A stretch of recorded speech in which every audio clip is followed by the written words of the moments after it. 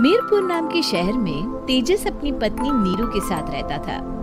पति पत्नी दोनों ही नौकरी करते थे। एक दिन तेजस गांव अपनी माँ के पास फोन करता है। हेलो, प्रणाम माँ। जीते रहो माँ, तुम दादी बनने वाली हो। अरे वाह, ठीक है बेटा, मैं कल ही आती हूँ। जब माँ जी शहर पहुंची तो बेटी बहू ने बहुत अच्छे से स्वागत किया। लीजिए माँ जी चाय। अरे गर्मा गर्म पकोड़े ले आओ माँ के लिए। नीरू रसोई में गई और 2 मिनट में ही पकोड़े ले आई। जी ये लीजिए। बहू जादू से बनाए हैं क्या? अभी तो रसोई में गई थी। यम्मी। शीला रसोई में पकोड़े तल रही है, मैं बस लेकर आई। हे भगवान, मेरा धर्म भ्रष्ट कर दिया तूने। अब तो गंगा जल से शुद्धिकरण करना होगा।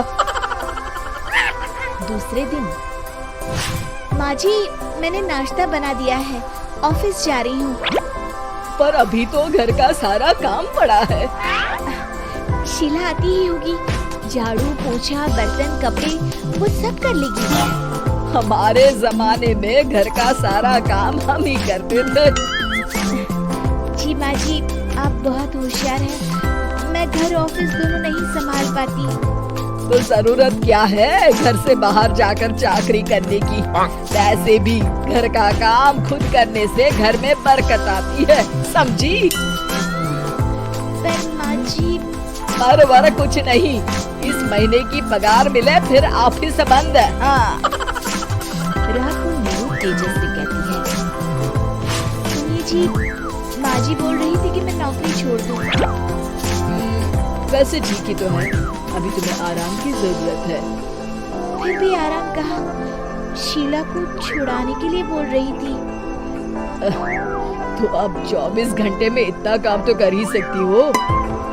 पर जॉब पसंद है मुझे, घर पर मन नहीं लगेगा। अगले दिन जब दोनों ऑफिस के लिए निकल रहे थे, मेरी तो कोई कीमत ही नहीं है इस घर में। माँ जी, आजकल महंगाई बहुत है, रहन सहन भी बदल गया है। दोनों नौकरी करते हैं तभी ठीक रहता है।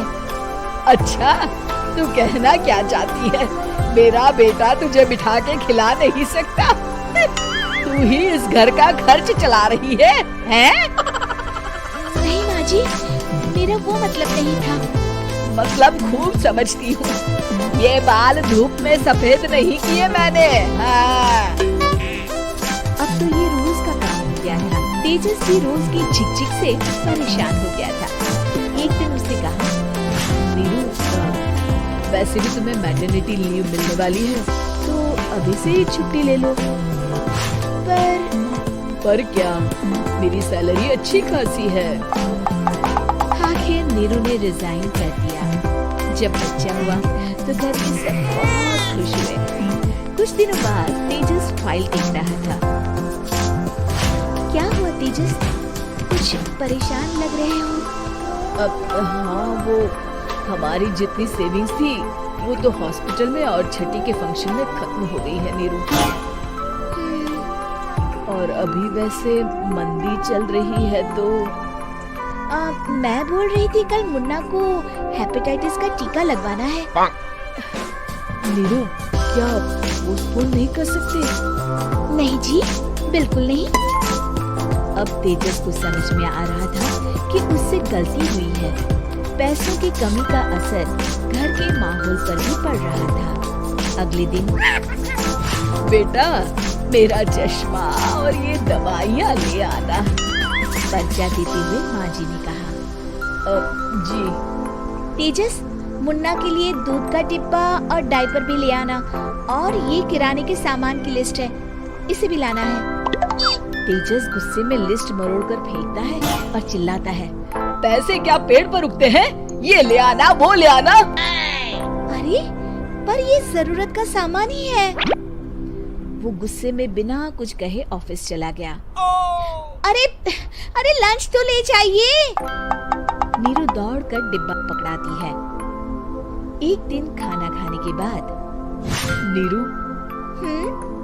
अब तो मुन्ना कुछ बड़ा हो गया, तो अब तुम वापस ज्वाइन कर लो ना जॉब। पर इस रिसेशन में जॉब मिलना बहुत मुश्किल है।